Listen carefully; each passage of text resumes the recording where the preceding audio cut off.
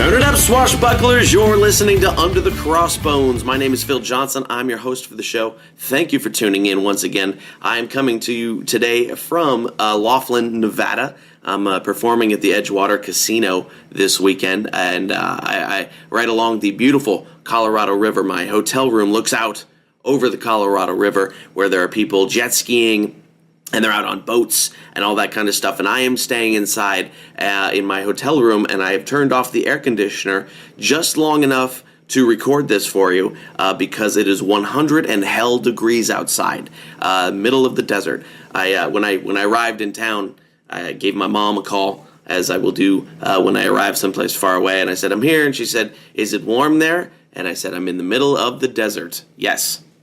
So here we are in Edgewater Casino, Laughlin, Nevada. The show last night was fantastic, sold out. They cleared my merchandise table off after. The crowd was fantastic. We're doing one more show tonight, and then I head off to Pine Top, Arizona. And by the time you hear all this, all that will have been done. That's okay. So if the audio sounds a little bit different today, it's because I left my podcasting microphone at home. Again, if you've listened to previous episodes, you've heard me do that before. And so here's the thing. When I pack for one of these trips, I keep a packing list in Evernote. I keep a list of things to pack so that I do not forget things. And for some reason, I have forgotten to put podcast microphone on that list of packing things. And so I'm going to do that. I'm going to do that right now. I'm going to go into my Evernote, and I'm going to add podcast microphone to my packing list so that I don't ever forget to pack it again. You'd have thought, I just got the new Zoom H5. I totally forgot to pack that too. It's on my desk at home. Yeah, all right, so ready? Here we go. We're going to add that. Podcast, microphone, and stand. Okay, it is officially on the packing list now, and I shan't ever forget again. That's how it works. I have to write it down, or I totally forget it. So my guest on the show today is Shayna Vest of DressLikeAPirate.com. And there are a lot of websites that sell pirate clothing online these days, but Shayna's was the first one. And we're going to get into the whole how she got started in it and all that kind of stuff. And this is going back to the Wild West days of the internet. Not quite like the pioneer days, not 96, 97, 98, but the Wild West days of like 2000, 2003. And I did some dealing around, certainly on the internet back then while I was, going to college, selling adult internet sites. Yeah, I did that for a while. Did that for a long time. Made some good money. Yeah. So we're going to talk to Shayna about how she got into selling pirate clothing on the internet and which part of that large market her site fits into. So really, really fun interview. She is quite a character, and I think you're gonna enjoy this one quite a bit. Yeah. So I've been at the casino here where I'm playing. They're always so nice. I like playing casinos because they always comp us the buffet, and buffets, as we know, are often quantity over quality, which is sort of the case on this one. They gave me 4 buffet comps for the 2 days I'm here. And it's not the best buffet. If you go on Yelp and you were to look it up, it only has 2 stars, so that will tell you. But it doesn't matter because the buffet strategy is you go around and you get a little bit of everything so you can try everything, right? And then when you do that, still full, still like way over too full, even though you took a tiny little piece of everything just to try it out. And so you walk out of there just waddling out of that and going, none of that was really that good, but I seem to have eaten too much anyway. And that's been the case so far. I've been to the buffet twice now, had dinner last night and breakfast this morning. And it's weird. The show we're doing is at 7 o'clock, which is a weird time for buffet, right? Because the buffet closes at 9. So I'm not going to be able to go after my show because then it's just going to be the crummy leftovers, right? They're not putting anything new out at 8:45, and I have to go and do sound check and things like that. So I ended up eating dinner at 4 o'clock, like old people dinner. And I don't like eating 4 o'clock dinner. It's weird, but sometimes the schedule dictates it. So went in, and the Rice Krispie treats were the savior. They were the savior of the buffet. Everything else kind of free. It was free. That's all I can say. It was free. and it was quantifiable. Quantifiable? I don't even know if that's what I mean by that. There was a lot of it. And it was free. Which, 2 out of 3 ain't bad. If you want, you can have quantity, you can have quality, or you can have free. And if I get 2 out of 3, I'm pretty okay with that. So we're going to dig into this. There's lots more stuff coming up. I'm going to be on the road. This was I drove 10 hours to get here yesterday. And I was originally supposed to be coming here from Los Angeles, but we had to finish up some funeral things for my girlfriend's mother, my mother-in-law, like I was telling you a couple episodes ago. And so I had to cancel a couple of dates in order to accommodate all that stuff. So instead of driving from Los Angeles, which would have been about a 4 or 5 hour drive, I drove straight here from San Jose, which was a 10-hour drive. And believe it or not, I actually enjoy long drives like that, especially if I haven't done one for a while. I know I haven't been doing enough driving, enough traveling, if my load of podcasts gets too long, my listening queue gets too long, that gets super ridiculous long, I know that I haven't been traveling enough. And I had 53 podcasts in my listening queue, which means either I haven't been traveling enough or I haven't been driving. I've been flying instead, which has been the case. So on my 10-hour drive, I got to dig into a bunch of those podcasts and work them out of the queue, and that was really nice. Good, peaceful drive. I got here after a 10-hour drive, had something to eat, quick nap, up on the stage to do my show. And that is the job. That is the job. The job they pay us to drive. We do comedy for free. That's what I always say. Yes. And there's lots more of that coming up. June the 15th. That's Wednesday. That's tomorrow if you're listening to this on Tuesday when it comes out. June the 15th, I will be at the Ice House in Pasadena. And that is for a Comedy Time taping. Comedy Time, super fun. They're a website that posts stand-up comedy stuff, have been for years and years and years. I'm excited to do this one because I did it once many years ago and ate it. I had a horrible set. And for some reason, I still see it pop up on websites every once in a while. And I always think, ooh, not that one, not that one. So I'm going to go redeem myself with a new Comedy Time set. That's June 15th at the Ice House in Pasadena, California. June the 17th, I'll be at the Throckmorton Theater in Mill Valley, California. That's for the Last Late Show. The premise of that show is that the world is going to end tomorrow, and this is the last late night talk show. Super fun. I wrote a special song for it. I'm the special musical guest on the chat show, and it's going to be a kick. So if you're in near Mill Valley, go check out the Throckmorton Theater, June 17th. June the 18th, I'll be headlining a place called Sauced in Petaluma, California. That is the evening after I will be hanging out at the NorCal Pirate Fest in Vallejo. Yeah, June 18 and 19, NorCal Pirate Fest. Yeah, that's going to be fun. I haven't been there in quite a while. So I'll hit the Pirate Fest during the day. I'm going to talk to some people. I'm going to do some interviews. And then I'm going to go headline Sauced in Petaluma that night. June the 24th, headlining the Swiss Park in Newark, California. June 25th, headlining at the Windmill Winery in Tracy, California. June 26th, I'll be at the Crow's Nest in Santa Cruz, California. And June 30th, I'll be at Spice Monkey in Oakland, California. If you want to get any more information on my tour dates, when I'm coming to see you, I got lots of stuff coming up over the next few months. You can go to underthecrossbones.com, click on the tour dates button, and that will show you all the stuff. If you're enjoying the show, and I hope you are, come join us on Facebook. That's facebook.com/underthecrossbones. On Twitter, at undercrossbones. No the in that one. Not enough characters for the. It's twitter.com/undercrossbones. And of course, you can always find all the show notes for this show, episode number 44, underthecrossbones.com/044. In addition, if you would like to help support the show, and by support, I mean send some money my way to keep the lights on in the red shed there.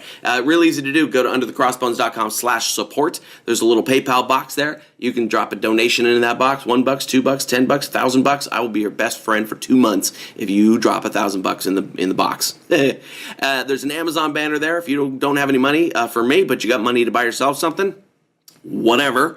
All you have to do is go click that little Amazon banner, buy yourself something nice, and Amazon sends me a little commission on that. It doesn't cost you anything at all. And if you want to be a sponsor of the show, it's easy, it's cheap, it's super easy and cheap to do. I will hook you up. Just go to underthecrossbones.com/support and check it all out. One quick other little thing. In this interview, there's a weird, bumpy, knocky kind of sound. We couldn't figure out what it was. We tried to figure it out. So there's a little weird bumpy knocky sound. So today is just a weird sound episode. My apologies for that. Next week will be better. Okay? All right. So let's dig into my interview with Shayna Vest. Enjoy. So tell me a little bit about what your business does. We sell historical costuming separate items Okay. online. All right. And how did you, I mean, you've been doing it for quite a while. When did the business start? It evolved from something else. I was originally doing vintage on eBay. Oh, okay. And I was doing that to supplement my income. I was working for a web development team, and the .com bubble burst, and I had to take it full time.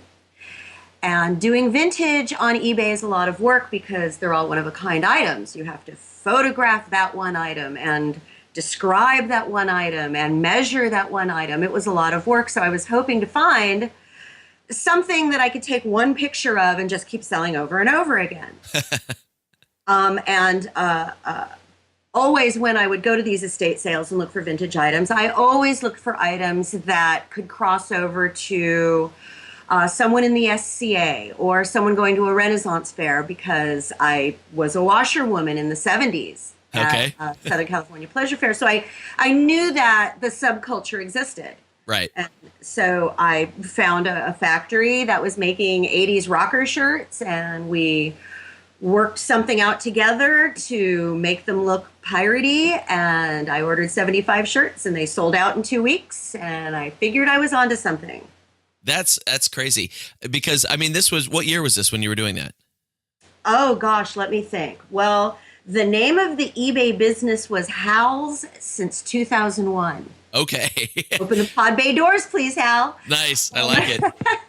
So it actually started there in about 1998. 2001, Hal's had an official look and feel. We started to have a website, started bleeding over. I'm going to say about 2003 is the date I recall being on the bottom of the old website. Okay. So that's practically the Stone Age as far as the internet is concerned. Well, for some of you youngins, yes. Yeah. Trust me, I'm not that young. I was doing it back then too. Yeah. No, I had websites I was back on then. CompuServe Oh yeah. in the early 90s. So. Oh yeah. I had Prodigy. Yeah.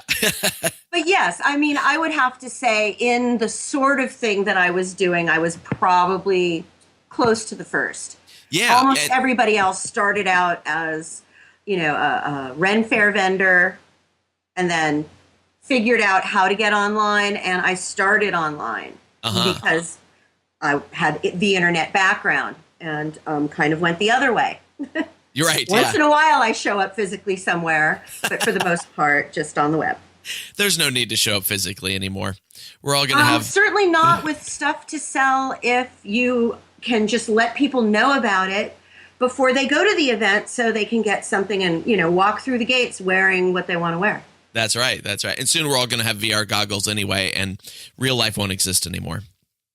I have no response to that.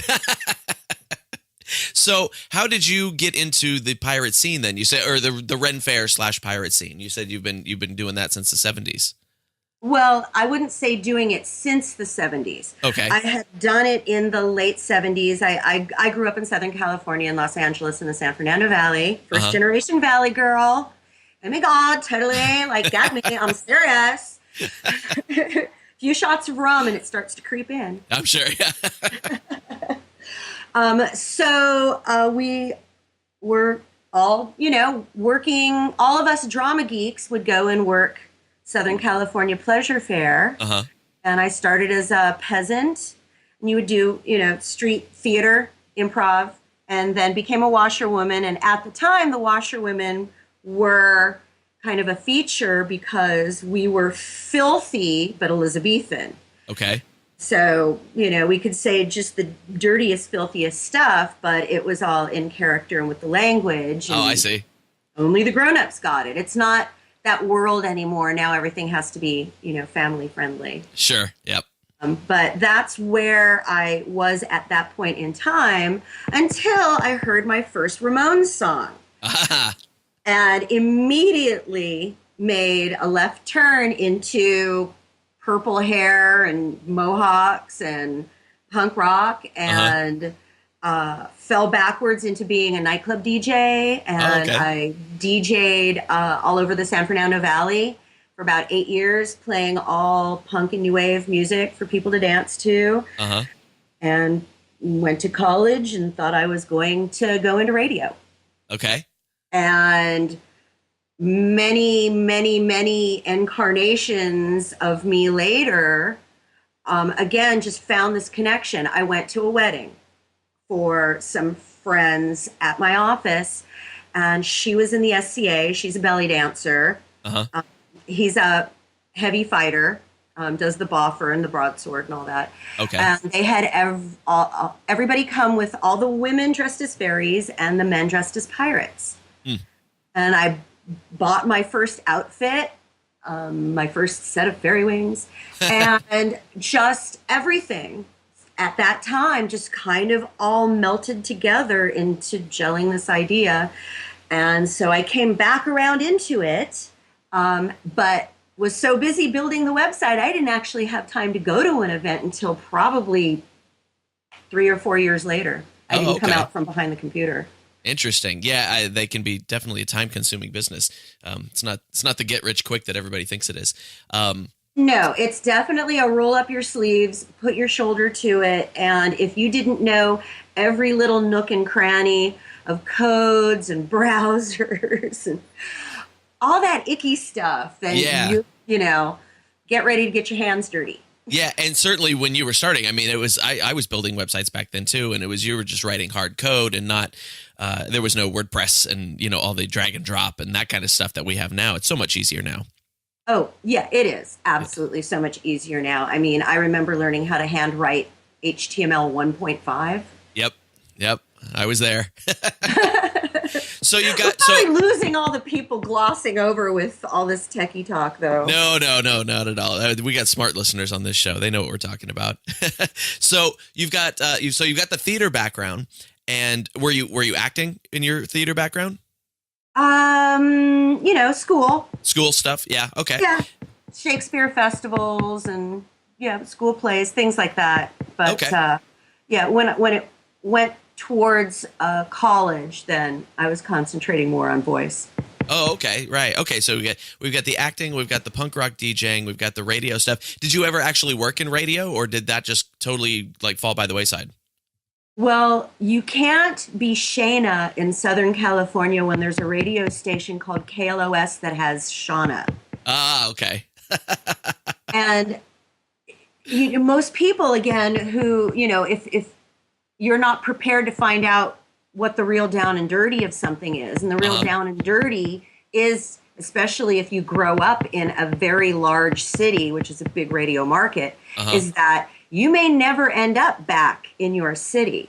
Right. That you're going to start in the middle of the night, in the middle of nowhere, and work your way up. And I was already making more being a nightclub DJ. Oh, interesting. And I got to record a couple of commercials. I had a college show, but that's about as far as that got. Oh, okay, interesting. Yeah, the radio industry is it's almost as competitive as any other sort of performing arts thing, where you start in the middle, like you said, in the middle of the night, middle of nowhere, and hope to work your way up to something bigger and better until you find something bigger and better that's not that.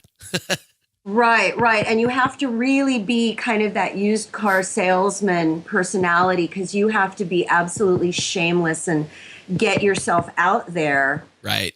To advance your career. And I've always felt really kind of icky about selling myself. Right. Yeah. So then, the beginning of the pirate thing, coming back to the pirate thing, was the wedding then. And did you, I mean, when you're sitting at that wedding, did you have an idea of, hey, I should sell something to this audience, or how did that connect? No, it was a lot fluffier thinking than that. I was already doing the vintage. Went to the wedding, was already thinking about renewable stock. After that, started dating a guy I met at the wedding, going to SCA events, and it all just kind of bubbled together in the next 6 months or so after that. Interesting. Yeah. And it's funny how things will sort of creep up on you like that, and you go, oh, there's this thing that I should be doing that has kind of been knocking me in the side of the head, and I've not been paying attention. Every single thing you do in your whole life gives you bits and pieces that are floating around all the time, just waiting to become something. Right. You know, everything that I've ever learned at every job I've ever had has given me some kind of tool that I'm using now. That sounds, yeah, I agree totally. I'm in the same boat. Always in that boat. How do I use this? I don't know. I'll figure it out later. Yeah, exactly. Instead of beating myself over the head going, I know this must be important, I have to figure this out now, I've learned to just kind of walk away and let it run up and hit me in the back of the head. Yeah. And everything becomes a surprise then, which keeps life interesting. Yes, it does. And it creates careers where you would normally end up being, you know, another person trying to slog their way through a regular week. Now you've just figured out your means to kind of jump out of that. Right. Yes. So you started with those 75 pirate shirts made by a rock shirt company, which I think that's fantastic because that's some kind of sums up all of you up until that point. Okay, sure, I guess so. Yeah. Well, the little other connecting part of that story is that I was literally in the main branch post office handing over almost literally the last shirt to be express mailed overnight to make it to somebody in time for Halloween. And the guy behind the counter is like, oh, blah, blah, blah, what? Oh, blah, blah, blah, pirate shirt. He goes, oh, did you know that there's a holiday called Talk Like a Pirate Day? I said, no, but I'm going to go home and find out about it right the heck now. Sure, yeah. And I went home and I started typing and I found out about Captain Slappy and Chum and found out they were in Albany, Oregon, 2 hours away from me. Right, yeah. And I said, get ready to have a lifelong friend because if you guys are Talk Like a Pirate, I'm going to be dressed like a pirate. Nice. And that's great. Exactly how that all happened. That's right. And they're such great guys. I had them on the show a while back. They're really fun. Aren't they? Aren't they wonderful, wonderful people? I adore them. And Slappy is still up here. Yep. So I actually get to see him every Talk Like a Pirate Day, unless he's getting flown somewhere like a famous guy. That's great. So you sold out that first 75 run of shirts there. And did you, I mean, that was fairly early in e-commerce on the internet as a anything. What did you have to deal with as far as like taking credit cards and things like that? Because I mean, that was fairly early in that process. It wasn't as early as you think. I mean, that was still, eBay was still there. Oh, that's true. Yeah. eBay, so a lot of stuff went through eBay, but again, there were shopping cart software stuff out there. Okay. That first site was OS Commerce, and I think yeah. I paid a bottle of whiskey to my friend Bjorn, the database guru, and, you know, bartered with people I knew that were techies. Monica, the woman who got married dressed as a fairy, did my logo. It was just all a circle of friends pitching in to, you know, help all this happen. That's great. How and I'm sure you were getting your hands dirty too. How were you deep in the code and putting the site together and things like that? I was not as deep in the code. I mean, I was at the admin level. Okay. There were people that I could hire that did OS Commerce. There was a company that created a shopping cart with different modifications and different additions that they put together on their own and created a package. And that's one of the shopping cart solutions that I had for a while. Now we just moved from OS Commerce onto the new WordPress solution. They just bought Woo Themes, and so now there is WooCommerce. Right. Pretty new. We're still knocking some bugs out, sending lots of help tickets in for things that should be more intuitive that they haven't quite gotten there yet. But this was a big move. We were 10 years. Wow. The same old OS Commerce and poor, sad, clunky database. So this last month, that's what we've been doing nonstop is just getting the new software to run smoothly before we start turning on all its wonderful new bells and whistles. Right, right. So when you started the site, I imagine there was probably nobody else out there selling this kind of stuff. How did the word of mouth spread that you were out there doing it? I started to sponsor events. Someone told me a long time ago, hey, if you really want to get out there, go find events where your customer would go, and go to the people and go, hey, can I, pay you some money to put a logo on your website? Can I pay you some money to put me in your program? Things like that. So I spent a lot of money but helping other events to be put on to survive, because the money you're giving them helps them run an event where the people you sell to want to go. And so we're all keeping each other, going by doing it that way. Interesting. That's great. That's great. What was your favorite event to sponsor? Oh, Booty for Boobies. Okay. Booty for Boobies has been going on for, oh gosh, I have to think about it now. Maybe 5, 6, 7 years. And they hold it about mid-October, and it's for breast cancer. And they get some really great prize packages going, snowboards and ski trips, things like that. So I would dress the woman who runs it. She'd come get an outfit from me, and that was our barter. Okay. So she didn't have to go out and buy it. And then I would donate a sword or something that you don't have to worry about the sizes to their silent auction raffle. And of course get invited. And always a lot of fun.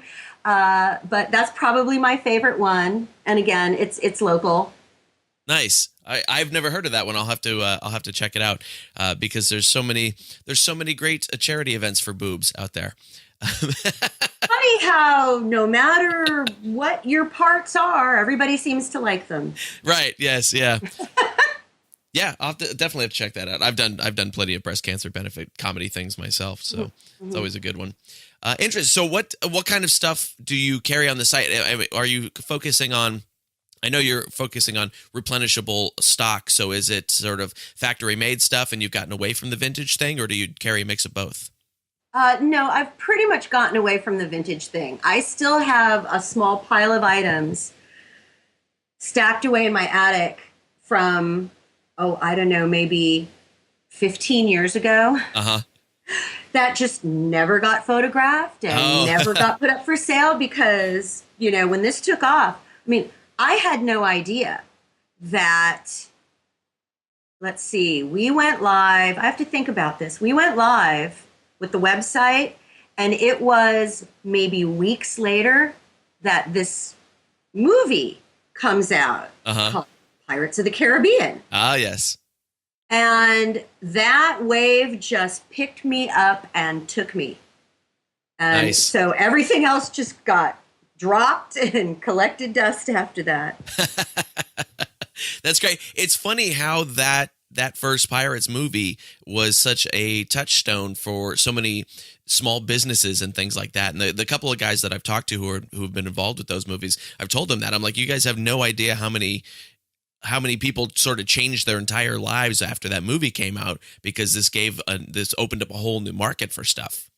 I really don't think that anybody who had been doing the SCA medieval reenactment or going to the Renaissance fairs really had the idea of playing and reenacting a different century and being another character as well as your Renaissance character. Now you see people show up, and on Saturday they're Renaissance, and on Sunday they're steampunk, and then the next weekend they're pirate, and then the one after that they're a fairy, and then the one after that they're a zombie, and probably the last day they're a doctor. Why a doctor? Because you have to be Whovian as well. Oh, I see. Okay, I gotcha. I'm thinking like a surgeon. That That's would have funny. been the funnier line, but no, I actually meant just cosplay. All right, I gotcha. I was like a stethoscope. That's weird. All right, that's great. See, I have almost no Renaissance thing in my background at all, and so that's a mystical, different world to me. And did you find when any of that stuff started, was there any sort of backlash against the mixture of time periods at all? Yes. Was there? There were people running Renaissance fairs that started to restrict pirates to like only one weekend. Oh, okay. At the time, again, when nobody thought about trying to do any other century, the sales pitch of a Renaissance fair was to, step back in time, Right. feel that you are completely submerged in this other time period, and then all of a sudden a spaceman goes by. Right. Now it's just changed completely to where you can't restrict. Uh-huh. I mean, I'm looking at pictures from Southern California Renaissance Fair where they moved to in Irwindale. Uh-huh. And they've got like guys dressed up as band members of Kiss. Why not? Rennie-ish, pirate-ish. Yeah, okay. There's a gentleman I'm just Facebook friends with. I've never met him in real life, but his persona is a pirate. He's wearing a tricorn, but it's completely white, ghost white. His face is like ghost white. And whatever that is, I'm not sure, but it didn't exist in history. I mean, he's fascinating looking, and it's a beautiful Gothic character. Huh. But that's not what I would call step back in time and feel it like you've been transported. Right, yeah. It's just what it's all evolved into now. Everybody just, if you got it, wear it. Right, yeah. Don't Interesting. worry about whether you're perfect. Don't worry about whether you're historically accurate. Have you got something to wear? Did it not come out of a plastic bag in a Halloween shop? Uh-huh. But it's at least, clothing, then wear it. Wear it if you got it. I've seen Ninja Turtles at Arizona Renaissance Fair. But, okay, interesting. Ninja Turtles with frilly shirts, maybe at least? I think they were in armor. In armor, okay. Why not? It's, turtles. They're right, yeah. That's funny. That's very strange. Very strange. I'm going to have to go visit some. I'm just going to have to do it. Yeah, it certainly won't hurt. Definitely. And Casa de Fruta is an hour from my house, and I've still never been to the one there, which is ridiculous after all these years. It's one of the biggest ones, I think. So the stuff that you carry on your site, what level of quality is it? I mean, I'm sure it's not coming out of a plastic bag type of stuff. No, But it's also not, probably not the high-endy type of stuff either. Well, we don't sell any $3,000 frock coats. Okay. But you can sure find someone to make you one. Sure. And there are sites that sell high-end like that. Uh-huh. I like to say that we start right about the level of the casual reenactor, someone who goes every year to, one or two or three festivals. Okay. And so that clothing is able, to be washed and dried multiple times, no problem. It looks exactly like a fabric that would have existed back then. Uh-huh. And that is one level. And then the other level is the items that we call our Pro Series. And the Pro Series is U.S. grown Pima cotton that gets woven in Ecuador on hand looms, and it has this thick, nubby feel to it. Okay. And that is what I like to tell people is what the pirate performers will be wearing, because they're going to have to wash that stuff when they get home, every night for the next 3, 4, 5 years, and that's heavy stuff. Okay. There's no zippers, no metal grommets, nothing to come loose. It's garment dyed. So, they cut it, they sew it, and then it all goes in the vat to be dyed. And that stuff, other than maybe, flintlock pistol ball wounds. Generally will last forever. I know people, see them walking around, and they have the dark color shirts, and the shoulders have faded because they've been in the sun so many years in that same shirt. Yeah. And it still survives. So that's the Pro Series. The guys in Vegas that do, I think it's called Treasure Island. Something like that. All I ever hear is, how'd you find us? Oh, your stickers are all over the lockers here in the dressing room. Oh, how funny. At the Treasure Island. They don't even do that. Where the actors get dressed, because, funny. That's where they say, this is where you go. And they just put my stickers everywhere so everybody can find me. Oh, how funny. Yeah, they don't actually do that show there anymore. I really wish they would, because it was really fun. But the ships just sit in the lagoon now. But they light them up all nice. Yeah, I haven't been there in ages, so I don't know. Yeah, I was just there a few months ago, I think. But the ships still look nice anyway. But that's really cool that would be a place to... That's just kind of, one of the things of how it all just kind of floats out there, kind of floats back. You just never know. That's it. Yes, that's it. Well, Shayna, this has been super fun. I'm glad we got a chance to talk. So the website is dresslikeapirate.com, and I'll make sure to get that in the show notes and link everybody over there. Is there anything I didn't ask you about that you would like my audience to know? That I'm a real person and not a corporation. And I do what you do, so you can come and talk to me about whatever character and what you need, and we'll sit down and we'll figure it out together, because I love doing it as much as the people who come to me love doing it. I like it. Support the real people. I like it. Support the real people. That's right. Well, thank you very much for your time, Shayna. I appreciate you coming on the show. Oh, thank you so much. This was a lot of fun. All right. We'll talk again soon. Okay, great. All right. Bye-bye. Bye. And that's it, friends. That was my interview with Shayna Vest of dresslikeapirate.com. She's quite a character, isn't she? That was so much fun talking to her. It was great. If you want to find out more about what Shayna is up to and go get yourself some cool piratey clothes, go to www.dresslikeapirate.com. Easy, right? If you want to dress like a pirate, you go to dresslikeapirate.com. Easy. All right. My friends, there are actual pirates out there, and I don't want them to steal your identity because it's a drag. It's happened to me. It's not fun. I've got somebody spoofing one of my email addresses right now, and I'm just getting like crazy spam, weird, bouncy email things. Look, there's pirates out there. They don't dress well. They don't get their clothes from dresslikeapirate.com. They wear sweatpants and eat Cheetos in their mother's basement, and they hack computers and they steal your identity, and I don't want it to happen to you. So the way that you keep that from happening is you go to LifeLock and you get your LifeLock membership, which is so cheap. It's like $10 a month or something like that. Go to underthecrossbones.com/LifeLock. LifeLock goes out to the dark, ugly parts of the web, and they make sure that your information is not out there. Just the other day, they sent me a thing. They said, your password has been hacked. Better change your password because we found it on an ugly website. So they will find that stuff, and if something goes wrong, they will help you fix it, which is the part that you don't get from the free credit monitoring stuff on your credit card and things like that. So get yourself a LifeLock. It's super handy, super easy. You get a free credit score every month. It's great. Go to underthecrossbones.com/LifeLock and get 10% off your LifeLock membership. Super easy. Let's get to some comedy and some music. The comedy today is from Chad Opitz. And Chad is a Bay Area guy where I'm from. One of my favorite up-and-coming comics in the Bay Area scene. Super fun. He opened for me at my last comedy special taping.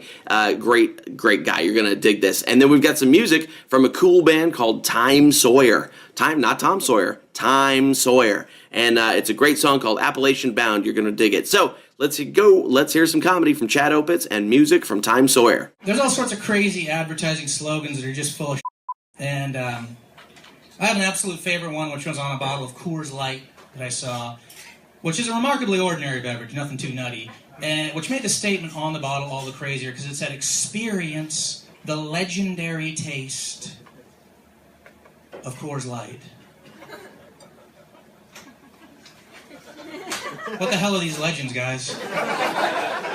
What would they be? Odin! Thrust his staff to the heart of the snake-haired Medusa,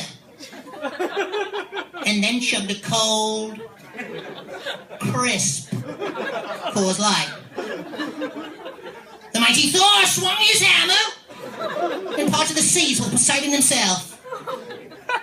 And then knocked back a cold, delicious Coors Light. The Son of God, Jesus of Nazareth, attended a wedding party in Galilee. When their alcoholic libations had run dry, Christ performed his, dare I say, most refreshing miracle. He turned mere water not into some boring, bourgeois, bullshit wine. No, far from it. He turned it into something as ice cold and satisfying as the Rockies themselves. And the power of Christ compelled those partygoers to spend the rest of their night slamming the cold, legendary taste of Coors Light.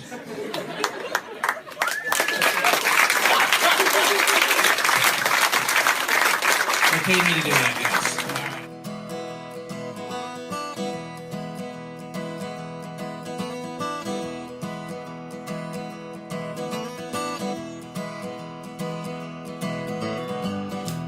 Heat is rising, steaming moves.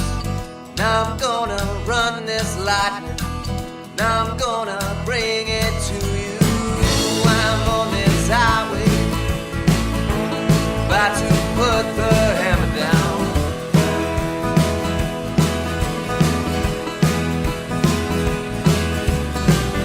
Just one more county bridge now, and I'm Appalachian bound.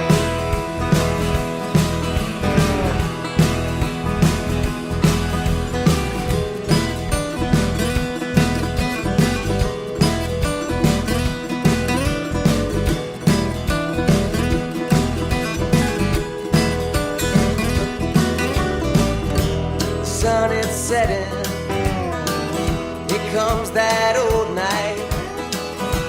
The moon, it's on my back now. The moon's my only light. Tommy's riding shotgun in my 42 book.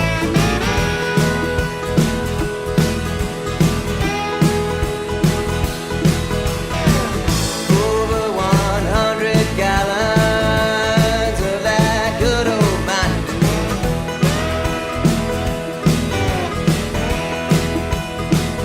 And we gon' run till we just can't run no more. Drink till the devil takes our soul.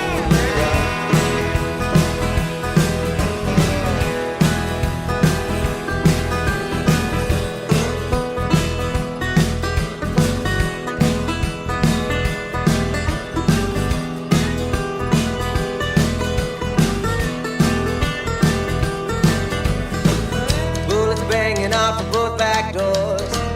Cops finally bringing all out war. And I can take the shit now anymore. Being this run around liquor store. And we run now.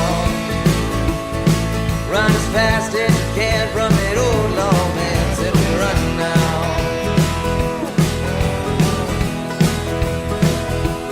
Racing back across the border to Tennessee, where my baby she's waiting for me and my cocaine.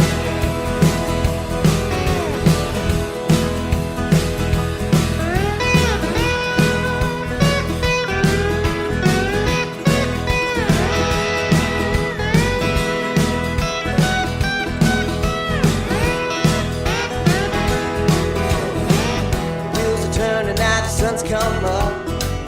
That won't help me in these old handcuffs. Tell my mama now and all my kin to keep on brewing that liquid sin. And we run till we just can't run no more. Drink till the devil takes our soul. We run.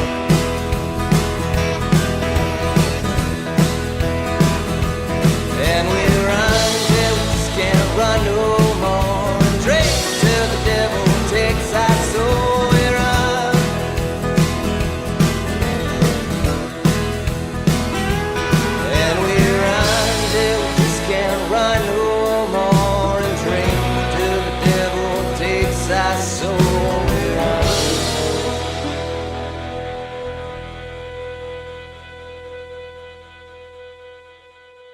That's our show for today, friends. Thank you again for listening in. I appreciate it so much. The show's growing every month, and it's because you are telling your friends. So keep telling your friends. Go find some more pirates and let them in on the secret. If you want to find out more from my guests today, go visit Shayna Vest at dresslikeapirate.com. If you want to hear more from Chad Opitz, you can go to @ChadOpitz on Twitter. His last name's Opitz, Opitz. And if you want to hear more from Time Sawyer, go to timesawyer.com, spelled like it sounds. You can find all the links and info and all the show notes and all that kind of good stuff for this episode at underthecrossbones.com/044. And if you're digging the show, go leave us a nice 5-star review on iTunes. That's a very nice thing for you to do. I love reading them, and they help us in the iTunes charts. All right? Again, all the show notes at underthecrossbones.com/044, and I will catch you next week.